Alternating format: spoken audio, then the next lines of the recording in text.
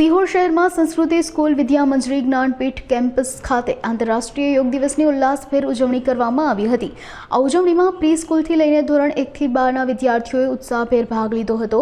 વિદ્યાર્થીઓએ શાળામાં યોગાસનના વિવિધ આસનો કર્યા હતા। શિક્ષકો દ્વારા પણ વિદ્યાર્થીઓને યોગના મહત્વ વિશે વિસ્તૃત સમજ આપવામાં આવી હતી। આ કાર્યક્રમમાં Acharya, campus director, coordinator, supervisor અને શિક્ષકો સહિત સમગ્ર શાળા પરિવાર ઉપસ્થિત રહ્યો હતો।